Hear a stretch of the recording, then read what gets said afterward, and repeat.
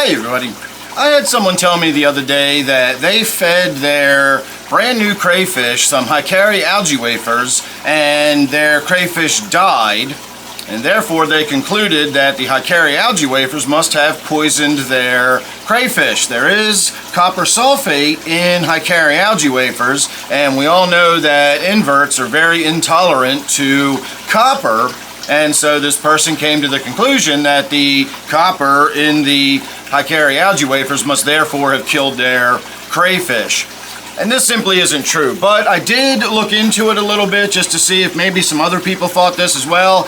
And it turns out there seems to be an awful lot of people out there that think if they see copper or copper sulfate or something similar in their fish food, then that fish food is somehow going to poison their fish, or it's going to kill the inverts in their tank.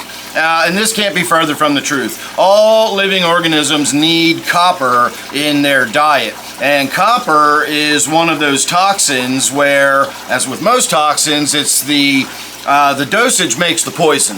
So we, as well as your snails and your shrimp and all your inverts and all your fish, all of us need tiny, tiny, tiny traces of copper in our diet. For inverts, just a tiny, tiny, tiny bit more than that can be lethal. But again, they still need it in their diet. And out of all of the foods I've looked at, the only food I have that has copper in it is the Hikari algae wafers. And so without those, my fish and all my inverts and my snails wouldn't be getting any copper in their diet at all.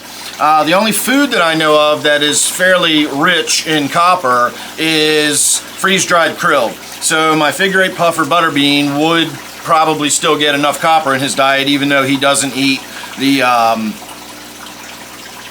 algae wafers. However, my snail tank, where I've bred probably 1,000 generations of snails, the primary food in that tank is the Hikari algae wafers. So if you were concerned about the idea that the copper may build up over time in their system, because if you're regularly feeding these, it doesn't. I regularly feed my snail tank, a tank full of inverts. Their main food source is Hikari algae wafers, and they do fine. So they get fed to my puffer, so even though my puffer gets the krill, he also gets those snails that are fed the Hikari algae wafers. And so a little tiny bit of copper in the diet is good, and it's necessary, and generally speaking, only the higher quality fish foods will even put it in there. You have to have a very complete nutritional balance in order for them to include all of the trace minerals and nutrients that the fish are going to need, and that includes copper. So if you don't see copper